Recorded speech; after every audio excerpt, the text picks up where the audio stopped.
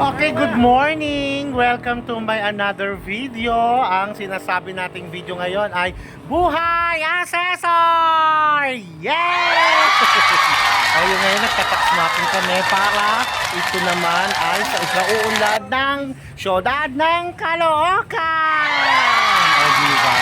Marami pa po kasing undeclared na properties dito sa Bagong Silang. Kaya dinideklara natin for the purpose of taxation. Katulad dito kasama ko si Regor mula sa Batang Quiapo. At ito naman si Oscar, ang kapatid ni Rigor. Ngayon, ang haba ho nito, tingnan nyo, yan po. Masisipag ng mga lingkod bayan. Ako po si Sam, si Regor, at si Oscar. Ayan po, yung kalayan ng kalye na yan ay aming susukatan. O, diba? O, back to me again. Sige po, see you again later. Update tayo. Marami pa kaming trabaho sa tax mapping. Bye!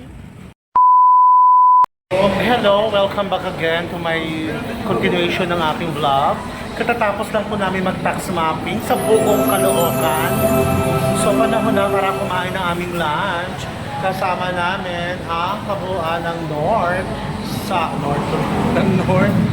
tax mappers Chururot Kinemi natin Eme Gineso. Ayan, lalapang na kami.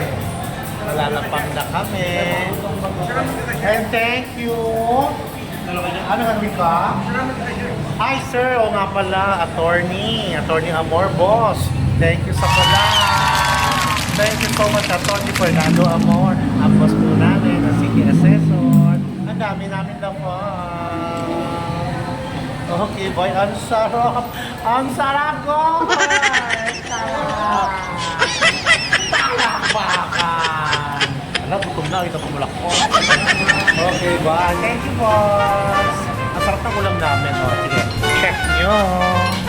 O, diba? Ayan. O, diba? Panalo. May siningang. Diba? May pakbet and everything. Okay. At mamaya, tapos ito, tax mapping ulit. Bye.